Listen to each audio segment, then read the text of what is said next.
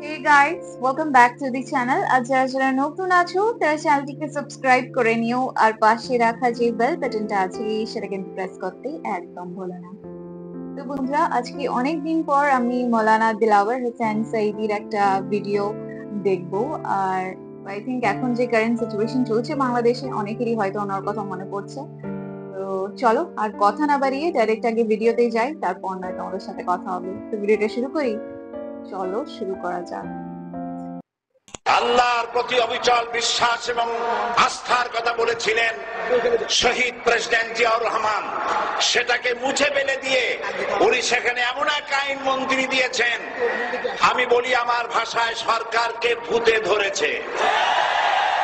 ভূতের পা নাকি থাকে পেছনের দিকে, সামনে যত এগোতে চায় তত পেছনে চলে যায়। সরকারে কিসে ধরেছে? ভূতে ধরছে। সরকারের মাথার উপরে চেপেছে বামপন্থীরা।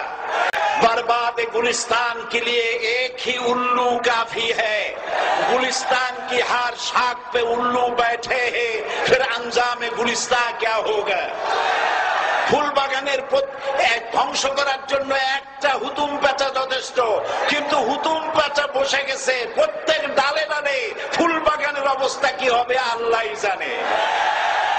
শিক্ষা ব্যবস্থায় তিন নাস্তিক বসা। আইন যাকে দেওয়া হয়েছে তিনি আইনের চেয়ারে বসে সব বেআইনি কথা বলতেছেন। তিনি বলতেছেন ধর্ম ভিত্তিক রাজনীতি চলবে না। প্রধানমন্ত্রী আপনি বলেন নাই আমরা আপনার কল্যাণকামী, যেভাবেই হোক আপনি প্রধানমন্ত্রী হয়েছেন, যেভাবেই হোক আপনি সরকারে গেছেন, আমরা চাই 5 বছর আপনি চালান, কিন্তু ভালোভাবে চালান। যাদেরকে বসাইছেন এই লোকগুলির একটু চেনেন।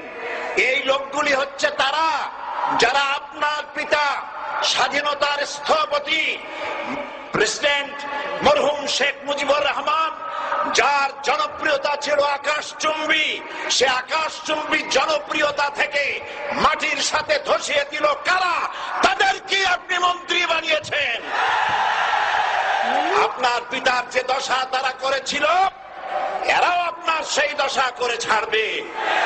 তার প্রমাণ হচ্ছে মন্ত্রী বলছে ধর্মনিরপেক্ষ ধর্মভিত্তিক রাজনীতি চলবে না। আপনি বলেন নাই, উনি বলেছেন। আপনি প্রতিবাদ করেন নাই, আপনার প্রতিবাদ না করাটাই ওই বক্তব্য আপনি সমর্থন করেছেন বলে প্রমাণিত হয়ে গিয়েছে।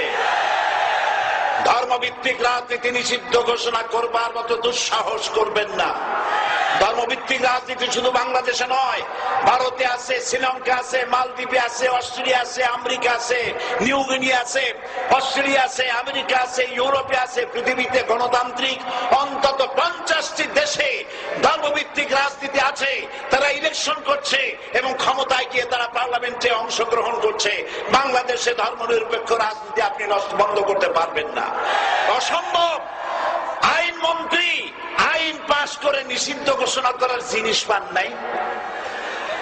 আপনি আইন পাশ করে নিষিদ্ধ করুন, সোনার ছেলেরা টেন্ডারবাজি করতে পারবে না, নিষিদ্ধ। মাস্তানি করতে পারবে না, মেয়েগুলারে SMS করতে পারবে না ফ্রি টক টাইমে, শয়তানি বদমাশি করতে পারবে না, ওজনে কম দিতে পারবে না, খাদ্যে ভেজাল দিতে পারবে না। এইসব নিষিদ্ধ করতে পারবেন না। নিষিদ্ধ করার জিনিস পায় না, ধর্ম নিষিদ্ধ করো। তার মানে ধর্ম নিষিদ্ধ করতে পারলেই বড় বড় বোতল খাওয়া যায়। ধর্ম নিষিদ্ধ করতে পারলেই চুরি করা যায়, ডাকাতি করা যায়, বদমাশি করা যায়। আমার সম্মানিত সেক্রেটারি জেনারেল বলেছেন ক্লাস 9 এর ছাত্রকে অস্ত্রের মামলা দিয়ে রিমান্ডে নেওয়া যায়। এই কাজ আপনারা বন্ধ করে দিন। আমি ছোট্ট একটি কথা বলে বক্তব্য শেষ করব। আপনারা সমস্ত 144 জারি করতেছেন, সব 144 জারি করেন কোরআনের তাফসীরের উপরে। যারা কোরআনের তাফসীরের উপরে 144 চালু করেন, আল্লাহর কাছে জবাব দিতে হবে কিয়ামতের ময়দানে। শেষ কথা বলি, বসেন বসেন, শেষ কথা বলে যাই। প্রধানমন্ত্রী, মাননীয় প্রধানমন্ত্রী, আপনাকে আবার বলি, আমরা আপনার শত্রু নই, আমরা আপনার শত্রু নই। আপনার শত্রু আপনার পাশেই। সিংহ, সিংহ, একটা সিংহ আর একটা নেকড়ে, আর একটা পাতিশিয়াল, এই তিনটাই মিলে সারাদিন পরিশ্রম করে তিনটা শিকার করেছে। একটি খরগোশ, একটি হরিণ, আর একটা বড় গরু। সিংহ বলছে আমি পরিশ্রম করে আমরা তিনজনে শিকার করছি, কিন্তু আমার নিয়ম হলো বিচার ব্যবস্থা না করিয়া, ভাগ না করিয়া খাওয়া আমি পছন্দ করি না। তো আমি প্রথমে দায়িত্ব দিলাম নেকড়েকে, এই নেকড়ে ভাগ কর। নেকড়ে বলল মহারাজ এটা ভাগ করার কি আছে, ওই খরগোশটা বেটা পাতিশিয়াল খাক, হরিণটা আমি খাই, যেহেতু আপনার দেহ বড়, আপনি মহারাজ, আপনি গরুটা খান। সিংহের মেজাজ খারাপ, বেয়াদব, এই ধরনের অসম বন্টন নীতি কে তোকে শিখালো? এক থাপ্পড় মারছে, নেকড়ের কল্লা উড়ে গিয়ে 50 হাত দূরে পড়ে গেছে। এবার সিংহ বলছে এই শিয়াল ভাগ কর বেটা। শিয়াল কয় মহারাজ এই সাধারণ জিনিসে কি ভাগ করার কোন বিষয়? কয় না ভাগ না করলে তো আমি খাইতে পারি না। তো ভাগটা যদি আমার করতেই বলেন, আমি বলবো খরগোশ দিয়ে আপনি ব্রেকফাস্ট করবেন, লাঞ্চ করবেন হরিণ দিয়ে, ডিনার করবেন গাভী দিয়া। মহারাজ খুব খুশি, হ্যাঁ রে শিয়াল রে, এত সুন্দর ইনসাফ ভিত্তিক বন্টন নীতি কে তোরে শিখালো রে?